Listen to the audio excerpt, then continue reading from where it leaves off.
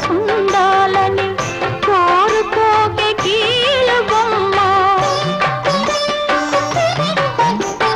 కన్నీటి అలలే గాని కనులకు కలలు కూడదమ్మా కన్నెవైతే కన్నవారు ఆ పైన నిన్ను కట్టుకున్నవారు నీకు దారి చూపుతారు అలాగే బ్రతుకంత తెల్లవారు ఆడదాని గోడుపై వాడు కూడా వినడు ఆ బ్రహ్మ కూడా మగవాడే ఇప్పుడేడవకే పాప పసి వయసు దాటుదాకా ఎదరే ఉండమ్మా బ్రతుకు ఎద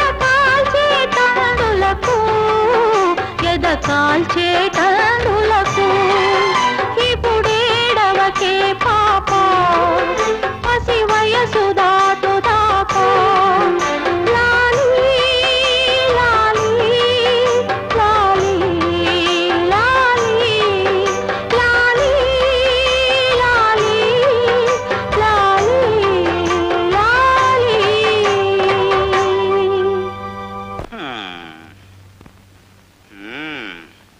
ఉసే ఊర్మిళ మీ నాన్నకి రాను రాని మతిపోతోంది. అదేమిటండి? మరి లేకపోతే ఏంటి? ఆ కుంటాన్ని కాపాడిన కుర్రబెదవని శభాషణ మెచ్చుకుని సాగనంపేయక ఇంట్లో పెట్టుకుంటాడేంటి? పైగా వాడు పోతాను మొర్రో అంటుంటే ఉండు నాయనా అని బతిమాలతాడేంటి? అది కాదండి, ఎల్లుండి మన ఊళ్ళో అమ్మవారి జాతర ఉంది కదా, అక్కడ అన్నయ్య కాలు చెయ్యి బాగుండాలని వదిన మొక్కుంది. ఆ అబ్బాయి మనసులో కోరికలు కూడా మొక్కోమని నాన్న చెప్పారు. వాడికి ఏ కోరికలుంటే మనకేమే, అవి తీరకపోతే మనకే సాగనంపేయచ్చు కదా. మీకెందుకండి అంత బాధ? వాడు ఎవరు సొమ్ము తింటున్నాడు అన్నది కాదే ప్రశ్న. రాత్రి అయ్యేసరికి శివరంజన్ రాగంలో ఆ ట్రాజడీ పాటలేంటే బాబు, వింటుంటే నాకు కూడా దుఃఖం వచ్చేస్తోంది. చిలక కొట్టుడు కొడితే అని హుషారు పాటలు పాడొచ్చు కదే. మొదలెట్టావు గురక. జో అచ్యుతానంద జో జో ముకుంద లాలి పరమానంద లాలి గోవింద లాలి.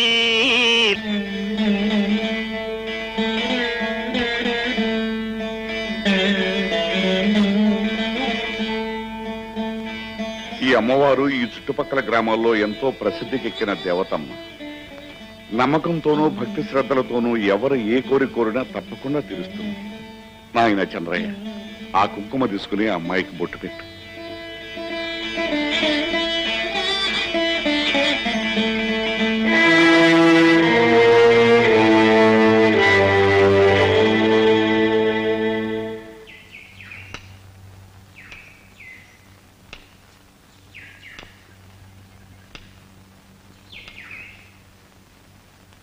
అమ్మా పవిత్ర, ఈ కాగితం మొక్క మీద నీ మనసులో ఉన్న కోరికేమిటో రాసి ఒక్క ప్రదక్షిణ చేసి అమ్మవారి శూలాన్ని కట్టమ్మా. నీ కాపురంలో ఉన్న లోటేమిటో నీకు తెలుసు కదమ్మా, అది నా నోటితో నేను చెప్పకూడదు. అది తీర్చమని అమ్మవారిని వేడుకోమ్మా.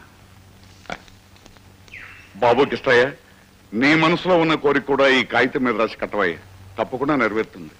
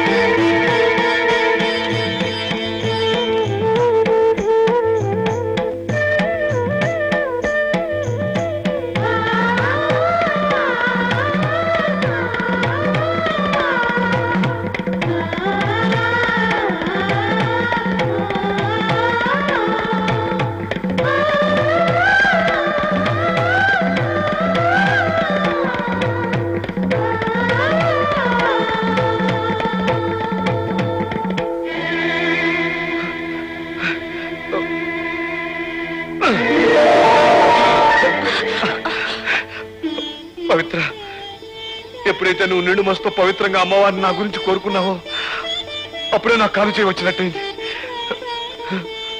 ఇక నుంచి జీవితాంతం నువ్వు నాకు తోడుగా ఉంటే ఇక నా కాలు చేత్తో పనే ఉంది చెప్పు.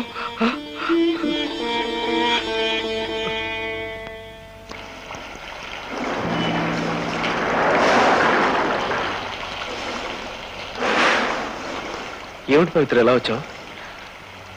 ఓ నిజం తెలుసుకోవాలని. ఏమిటది? పొద్దున్న అమ్మవారి గుళ్ళో ఏమని రాశావు? ఏం రాశాను అనుకుంటున్నావు? నా కాపురం చల్లగా ఉండాలని. అవునా? అలాంటి కోరికలు కోరే గొప్ప మనసు నాకు లేదు. అయితే నీకు నేను దక్కాలని కోరుకున్నావా? పరాయి వాడి భార్యను కోరుకునేంత హీనమైన మనసు నాది కాదు. అయితే ఆ కాగితంలో ఏమని రాశావు? నువ్వేం రాశావు నేను అదే రాశాను. అంటే చచ్చిపోవాలని రాసావా? బాధలను అనుభవిస్తూ బ్రతకడం కన్నా చచ్చి సుఖపడడం మంచిదనిపించింది. అందుకే నీ కళ్ళ ముందే చచ్చిపోవాలనుకున్నాను. అప్పుడు నువ్వు అందరిలోనూ కాకపోయినా కనీసం నీ మనసులోనైనా నా కోసం ఒక కన్నీటి బొట్టు రాలుస్తావన్న ఆశ. ఎండిపోయి నీ మనసు ఎంత ఏడ్చినా కన్నీళ్లు రావు కిష్టయ్య. నా మాట విని ఓ మంచి పిల్లని చూసి పెళ్లి చేసుకుని హాయిగా ఉండు. నేనంటే అసహ్యం అని చెప్పు, నా మొహం చూపించొద్దని చెప్పు.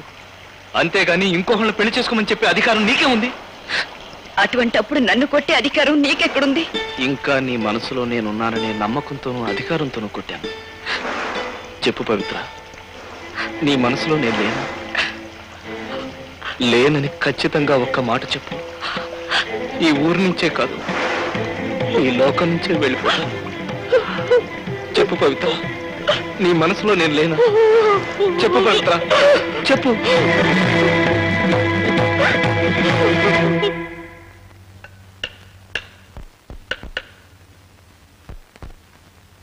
ఏమిటలా చూస్తున్నావు? అక్కర్లేదని విశ్లేషణ కన్నా మళ్ళీ ఎందుకు బాగు చేస్తున్నానా? ప్రాణం ఉన్న మనుషులు నమ్ముకుంటే వాళ్ళు మోసం చేస్తారు, మనసులు మార్చుకుంటారు. అందుకని ప్రాణం లేని కర్రను నమ్ముకుంటే అది నన్ను విడిచిపెట్టకుండా కలకాలం నాకు తోడుగా ఉంటుందని. నిన్ను అనవసరంగా తొందరపడి పారేశాను, నన్ను మన్నించు.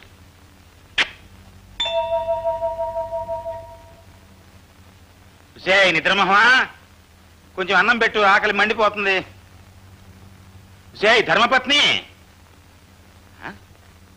ఏంటిది తలుపులేమో బార్లా తెరిచిపెట్టారు, అమ్మవారి గుడిలాగా. మనుషులు చూస్తే ఒక్కరు కనిపించారు, ఎక్కడ తెచ్చారు? ఈ కుంటాడైనా ఇంట్లో పడి ఉండొచ్చు కదా, ఈడు షికారుకి వెళ్ళి అంటున్నాడు పెద్ద.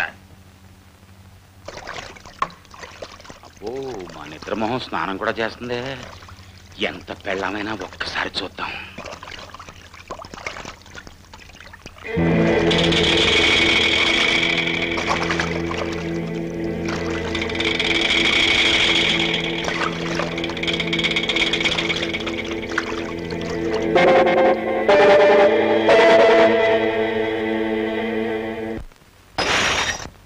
సరిగ్గా ఏడాది నుంచి ఎదురు చూస్తున్నాను ఇలాంటి అవకాశం కోసమే.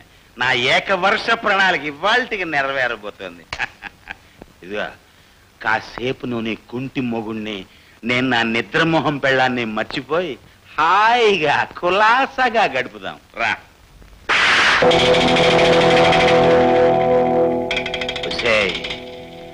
నీ బాబుకి ఎదురు కట్నం ఇప్పించి నీ కుంటాడితో పెళ్లి జరిపించింది ఎందుకు అనుకుంటున్నావే?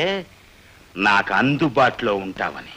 చూడు, నేను ఈ ఇంటికి అల్లుణ్ణి, అంటే ఈ ఇంటికే మొగుణ్ణి. ఇక్కడ నా ఇష్ట ప్రకారం జరిగి తీరాల్సిందే.